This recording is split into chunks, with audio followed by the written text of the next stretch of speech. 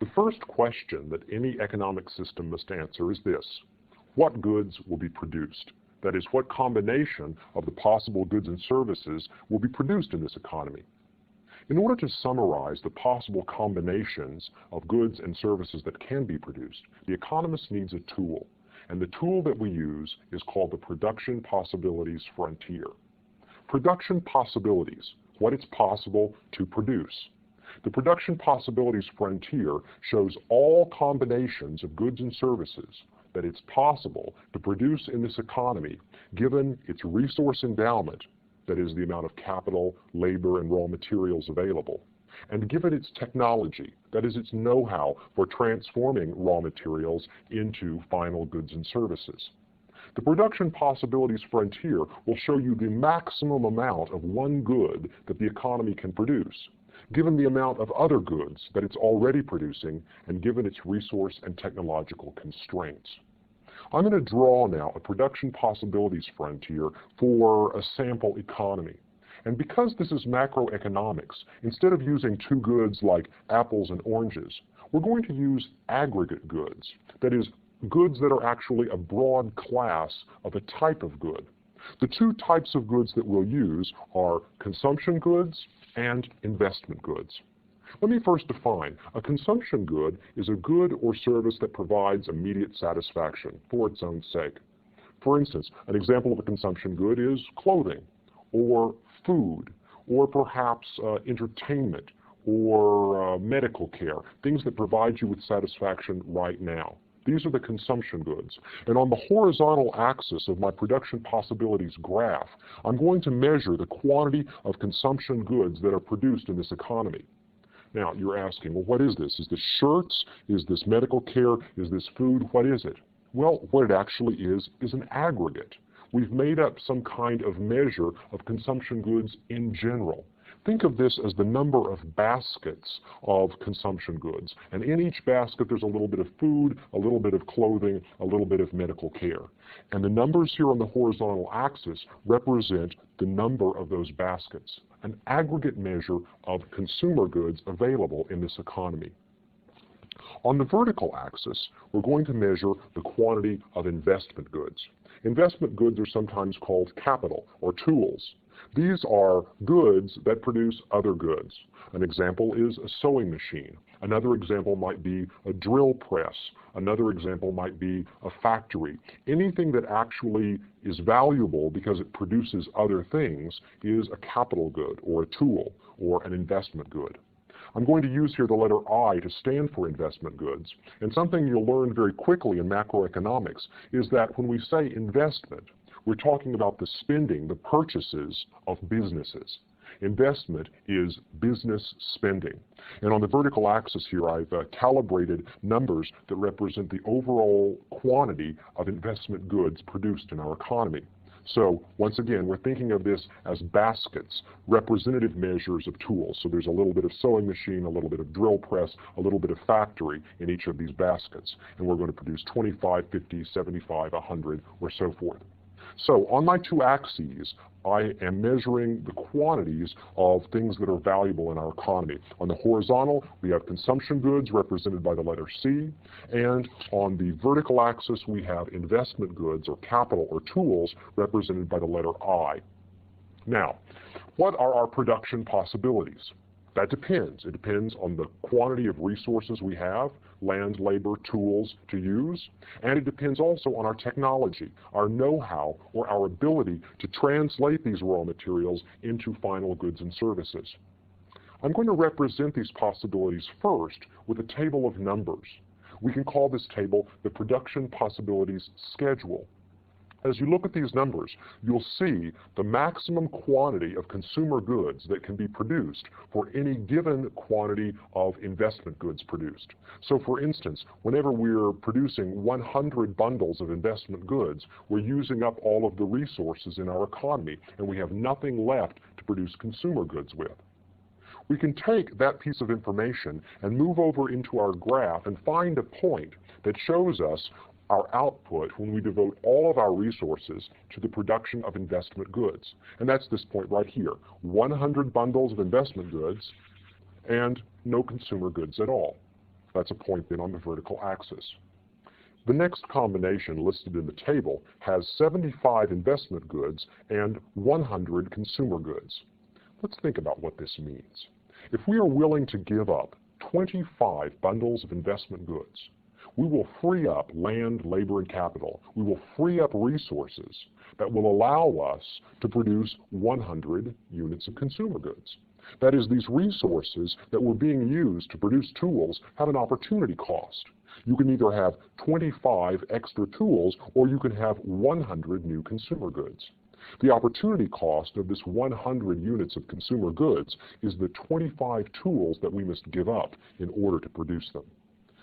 We stop producing the tools. That frees resources that are then diverted into the production of consumer goods. And we can show that as this new point on the production possibilities frontier.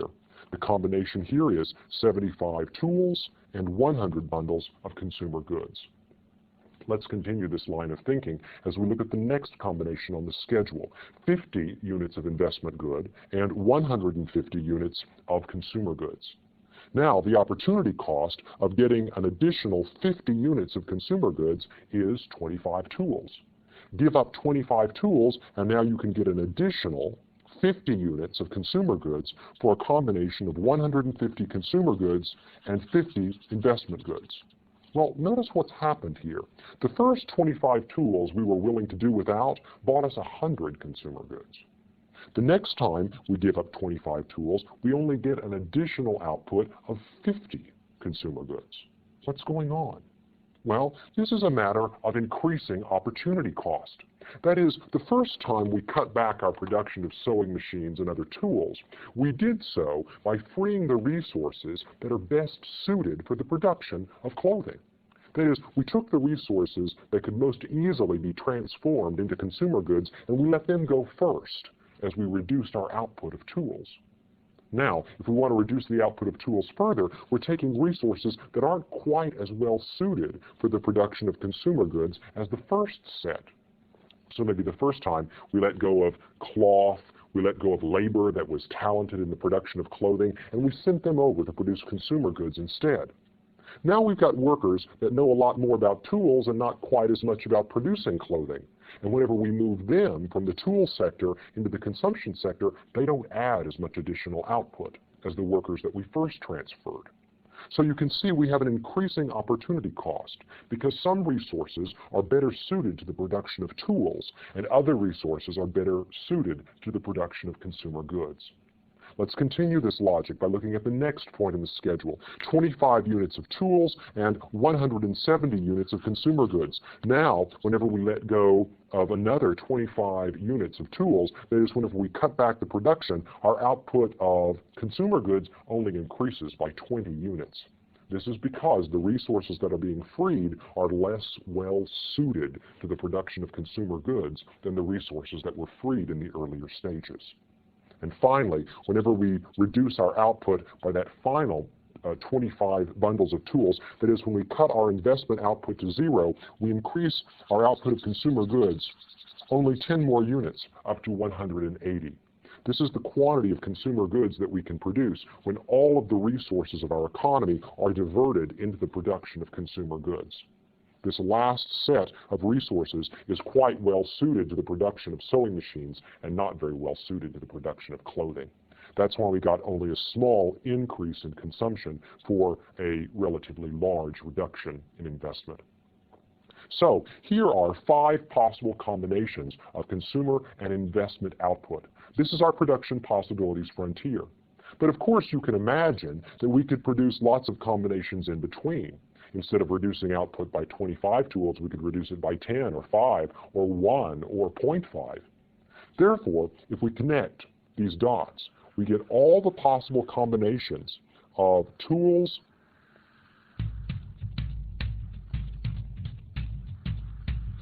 and consumer goods. That is, all the possible combinations of investment goods and consumption that are possible to produce in our economy given its resource endowment and its technology. So another way of thinking about this is, if we want to produce 80 units of clothing, that is 80 bundles of consumer goods, then given our resources and our technology, the most we can produce in investment goods is going to be, it looks like from this picture, about 80 units of investment goods.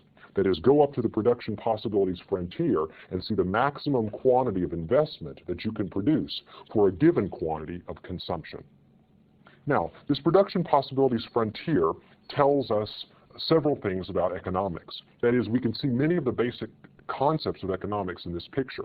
The first thing we can see is the reality of scarcity. That is, there are some combinations of investment and consumption that we'd like to have in our economy that simply aren't possible. For instance, 120 units of consumption good and 100 units of investment, that's a point up here that lies outside the production possibilities frontier. This would be a very nice point to achieve, but it's simply not achievable given the resources and the technology that our economy has to work with. So points outside the production possibility frontier indicate the reality of scarcity. Points inside the production possibility frontier, like this one, 40 units of consumption and 50 units of investment, represent the possibility of unemployment or underemployment. If we're not using all of our resources, or we're using them in uses for which they are not especially well suited, then we're not going to be producing the maximum amount of investment goods that can be produced for a given amount of consumption. So points within the production possibility frontier represent unemployment or underemployment. The downward slope of the production possibility frontier reminds us of opportunity cost. If you want more consumer goods, that is, if you want to move outward on the horizontal axis, you have to move downward on the vertical axis. To get more consumer goods, you have to give up investment goods. There is a trade-off. More of one good means necessarily less of another. And finally, notice that the curve gets steeper as we move down it. That's because the slope of the curve represents opportunity cost. Remember from slope, rise over run. In this case, the rise is the reduction in investment goods that's necessary to give you the run or the increase in consumer goods. 25 investment goods given up may buy you 100 consumer goods at one point on the curve, but only 10 consumer goods at another point on the curve. As the curve gets steeper, the opportunity cost of additional consumption is getting larger. That's because not all resources are equally well suited to the production of tools and consumer goods. Some resources are better at tools, and we keep them in the production of tools until the very end. Others are better suited for the production of consumer goods, and we move them into the consumer good production as quickly as possible as we start increasing output in that sector. So the bowed shape, the outward bowed shape of the production possibility frontier indicates increasing opportunity cost. Now, what happens if we change the things we held constant at the beginning of this story? When I drew this production possibility frontier, I held constant the resources of this economy and its technology. What happens if we change one or both of those factors? Well, when you draw this curve, remember, you're holding those things constant. You're saying what happens to our production of investment goods if we increase our production of consumer goods, ceteris paribus, that is, holding constant resources and technology. But if you're going to change resources and technology, that is, if you're going to change the original assumptions that were made when you drew the curve, you've got to draw the whole curve over again. When you change those basic assumptions, you've got to go back and redraw the relationship. So let's start with an example. Suppose we have an improvement in technology that allows us to produce a lot more tools for a given quantity of consumer goods. That is, suppose there is a technological change that allows us to make tools more simply. Maybe some advance in computer know-how or the discovery of a new mineral that's useful in making tools. And let's suppose that this technological advance applies to the production of tools, but not to the production of clothing. That is, if we use all of our resources in clothing, we can still produce the same quantity of clothing as before. But if we produce tools now, we're going to get more tools than before. That is, the production possibility frontier is going to lie outside the original. Our possibilities have increased, and these increased possibilities favor the production of tools. That is, with these new possibilities, you can make tools more easily than before. Notice the way the curve shifted. The shift is biased in the direction of tools. That's because this technological progress favored the production of tools. The same picture would apply if we got new resources that were useful in the production of investment goods, but not particularly useful in the production of consumer goods. Let's consider another case. What happens to this curve over time? Because, see, this is a dynamic story. If you make the decision to devote some of your society's resource to the production of tools, you're increasing your resource base. If you don't eat everything now and you plant some of it, you're going to be able to grow more food tomorrow. So whenever you make a choice to be at a point like this on the curve, a point that involves a balance between the production of goods for consumption today and goods that can be used as tools to make more goods tomorrow, then your production possibilities frontier is going to shift outwards over time. And we call this outward shift economic growth. That is, as you accumulate tools, you increase your ability to produce output in your economy. And this accumulation of tools advances the production possibilities. It means you can make more of everything over time. This is called economic growth. And we imagine that economic growth is probably no more likely to favor consumption as it is to favor investment. That is, the tools you make will help you make clothing as well as sewing machines tomorrow. So the whole curve shifts outwards. Some economic growth is biased in one direction or another, but in general, there's no reason to assume that the investment in tools doesn't increase your production possibilities broadly, that is, increase your ability to make output in both sectors in the next period. Suppose there is a war that affects this economy. How would the production possibilities change? Looking at the diagram, we can imagine that the output in both sectors would be reduced. That is, if war occupied or destroyed some of the resources in this economy, the quantity of consuming and investing goods that can be produced is going to be reduced. So the curve would shift inward like this. How would immigration affect the production possibilities frontier? Suppose talented labor were to find its way into this economy. What would happen? We can show that as an outward shift in the production possibilities frontier. The ability to produce more of all goods than before. What would happen now if a technological change occurred that increased the ability to produce consumption goods but didn't change the ability to produce investment goods? We would show that as a biased shift in the production possibility frontier that increased the possibilities only in one dimension. The production possibilities frontier then summarizes the capability of this economy to produce goods and services. And one interesting thing to notice is that it's possible to talk about the production possibilities frontier in terms of these aggregates. The trade-off between enjoying consumption today and using your resources to make tools so that you can enjoy even more consumption tomorrow.